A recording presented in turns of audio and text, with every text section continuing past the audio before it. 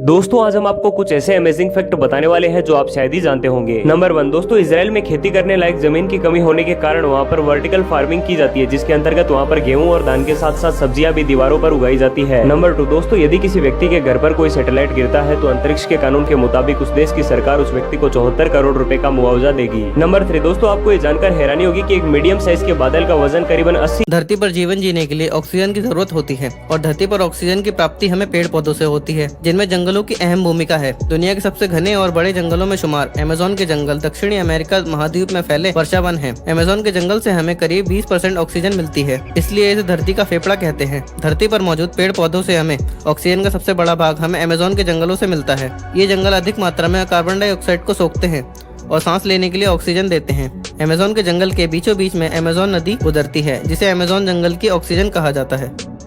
America यानी कि United states of America हमेशा से इतना बड़ा देश नहीं था। अगर आपको ऐसा लगता है कि अमेरिका हमेशा से इतना बड़ा देश था तो आप इस बात को लेकर गलत है। अमेरिका जब 4 जुलाई 1776 को आजाद हुआ तो तब यहाँ पे सिर्फ 13 कॉलोनीज एग्जिस्ट करती थी, जिसे आप इस मैप पे देख सकते हो। और ये कॉलोनीज ब्रिटिश की थी और अमेरिका तब ब्रिटिश से आजाद हुआ। धीरे धीरे इस देश में कई स्टेट्स मिल गए, जिससे अमेरिका की टेरिटरी और बड़ी हो गई। और 1867 में अमेरिका ने अलास्का को खरीद लिया सिर्फ $7.2 मिलियन और 1898 में अमेरिका ने हवाई द्वीप समूह पर कब्जा किया। और आज अमेरिका दुनिया का तीसरा सबसे बड़ा देश है और आप इसे मैप पे कुछ इस प्रकार से देखते हैं।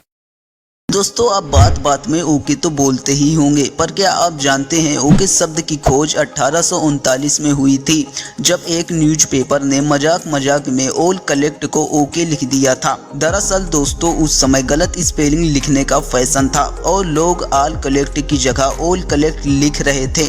दोस्तों, यहीं से ओके शब्द बना। वाराणसी दुनिया का सबसे प्राचीन शहर है। वरुणा और असी नदी के संगम पर बसा शहर वाराणसी, यानी वह शहर जहां जीवन में हर वक्त रस बना रहता है। गंगा किनारे स्थित बाबा भोलेनाथ की यह नगरी दुनिया भर में काशी नाम से विख्यात है। लोग यहां पवित्र गंगा में डुबकी लगाने आते हैं। ऐसा माना जाता है कि यहां डुबकी लगाने से सारे पाप और कष्टों से मुक्ति हो जाती है। इसके साथ ही यहाँ मृत्यु प्राप्त होने और अंतिम संस्कार होने पर मोक्ष की प्राप्ति होती है।